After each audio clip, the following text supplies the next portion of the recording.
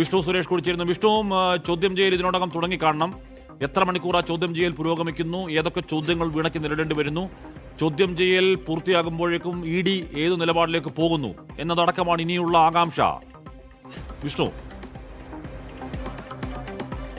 Kashmir 10 minute മാത്രം സമയമാണ് വീണ എത്തിയിട്ടായിട്ടുള്ളത്. സാധാരണഗതിയിൽ ഈ ചോദ്യം ചെയ്യാൻ വിളിപ്പിക്കുന്ന ആളെ അവിടെ കൊണ്ടുചെന്നിരുത്തി അവരുടെ പേഴ്സണൽ ഡീറ്റെയിൽസ് പൂർണ്ണമായി എഴുതി വാങ്ങുന്നതാണ് ആദ്യ പ്രൊസീജിയർ.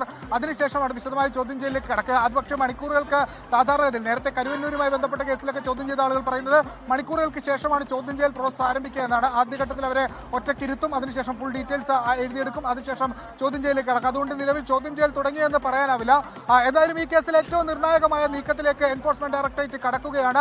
CMRL എക്സാലോജിക് ഇടപാടിൽ എന്ത് സേവനമാണ് എക്സാലോജിക് CMRL നൽകിയിട്ടുള്ളതെന്നും CMRL നിന്ന് ലഭിച്ച പണം ഏത് തരത്തിലാണ് എക്സാലോജിക്കിന്റെ ഉടമയായ TVയുടെ ഉപയോഗിച്ചതെന്നും കാര്യങ്ങളിലൊക്കെ ഒരു വ്യക്തത വരുത്തേണ്ടിയിരിക്കുന്നു. ആദായ നികുതി ഇടക്കാല സെറ്റിൽമെന്റ് ബോർഡ് 2023 ജൂണിൽ CMRL നൽകിയ പണം നിയമവിരുദ്ധമെന്ന് വിധിച്ചതോടെയാണ് കേസിന്റെ മറ്റൊരു ഗതിയിലേക്ക് കാര്യങ്ങൾ എത്തിയത്. രജിസ്ട്രാർ ഓഫ് കമ്പനീസും കമ്പനിയുടെ പണമിടപാടുകളിൽ വഴിവിട്ട ബന്ധങ്ങളുണ്ട് എന്ന് കണ്ടെത്തിയിരുന്നു. പക്ഷേ നേരത്തെ CMRL അടക്കം ഇതിൽ പറഞ്ഞിരുന്ന ഒരു പ്രധാനപ്പെട്ട കാര്യം ഇത് രണ്ട് വ്യക്തികൾ തമ്മിലുള്ള അല്ലെങ്കിൽ രണ്ട് പ്രൈവറ്റ് പ്രശ്നമാണെന്ന് പറഞ്ഞിരുന്നു. പക്ഷേ അതിലൊരു ഗുരുതരമായ വിഷയം ചൂണ്ടിക്കാണിച്ചത് സംസ്ഥാന പൊതുമേഖലാ സ്ഥാപനമാണ് KSIDC.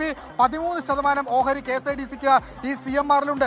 എന്നിട്ടും ബോർഡ് ഓഫ് ഡയറക്ടേഴ്സിന്റെ അനുമതിയില്ലാതെ മുഖ്യമന്ത്രിയുടെ മകളുടെ കമ്പനിയുമായി നേരത്തെ മുൻ മുഖ്യമന്ത്രിയുടെ മകളുടെ കമ്പനി ഇടപാട് നടത്തിയത് കമ്പനി നിയമത്തിന്റെ നഗ്നമായ ലംഘനമാണ് എന്നും നേരത്തെ ആദായ നികുതി വകുപ്പ് കണ്ടെത്തിയിരുന്നു. അത് ഒരു കണ്ടെത്തൽ മാത്രമാണ്.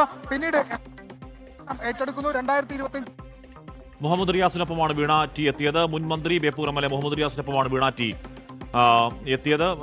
വീണ സ്വാഭാവികമായി വീണ മാത്രമേ ED ഓഫീസിനകത്തേക്ക് കടന്നു പോകുന്നുള്ളൂ. കാര്യം CMRL എക്സാലോജിക്കിൽ വീണ മാത്രമാണ് അതിൽ ചോദ്യമുനമ്പിലേക്കുള്ളത്. ഒരു സേവനവും കിട്ടിയിട്ടില്ല എന്നുള്ളതാണ് പലയാവർത്തി. CMRL ശശിധരൻ കർത്ത പിന്നെ ഭേദഗതി ചെയ്തൊരു മൊഴി കൊടുത്തിട്ടുണ്ടെങ്കിലും അത് വിശ്വാസത്തിലെടുക്കുന്നില്ല. അവിടുത്തെ ഉദ്യോഗസ്ഥർ, അവിടുത്തെ അക്കൗണ്ട് സ്റ്റാഫ്, അവിടുത്തെ സോഫ്റ്റ്വെയർ അവിടെ ഈ പറഞ്ഞ IT സ്റ്റാഫുകളൊക്കെയും ഏതെങ്കിലും തരത്തിൽ സേവനം തങ്ങൾ കിട്ടിയതായി അറിവില്ല എന്നുള്ളത് തന്നെയാണ് പറയുന്നത്.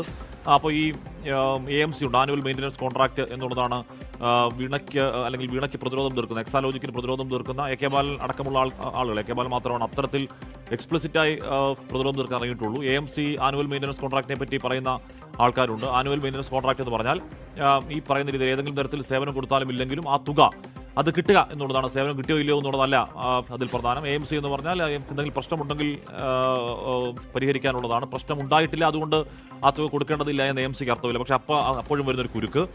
എക്സാലോജിക്ക് പിന്നാലെ CMRL വേറെ ഒരു കമ്പനിയുമായി അറ്റ്ന ടെക്നോളജീസ് എന്ന് പറയുന്ന ഒരു കമ്പനിയുമായി കരാറിലെത്തിയിരുന്നു. ആ കമ്പനിയുമായി എത്തിയ കരാറിലെ തുകയും എക്സാലോജിക്കുമായി എത്തിയ കരാറിലെ തുകയും തമ്മിൽ അജഗജാന്തരം, മാരകമായ ഡിഫറൻസ് അതിലുണ്ട്. ആ ഡിഫറൻസ് എന്തുകൊണ്ടാണ് എന്ന് വിശദീകരിക്കേണ്ടി വരിക. വീണ മാത്രമാവില്ല, അത് CMRL കൂടി വിശദീകരിക്കേണ്ടി വരും.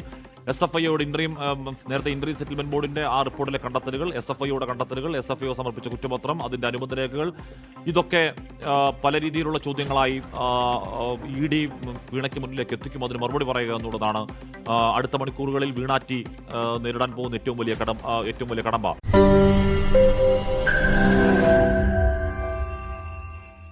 ലോകത്തെവിടെയായാലും ഏത് സമയത്തും 24 വാർത്തകളും ഓഗ്മെന്റഡ് റിയാലിറ്റി പാക്കേജുകളും എക്സ്പ്ലെയിനറുകളും വിശദമായി കാണാൻ ഞങ്ങളുടെ YouTube ചാനൽ നിങ്ങൾക്ക് സബ്സ്ക്രൈബ് ചെയ്യാം.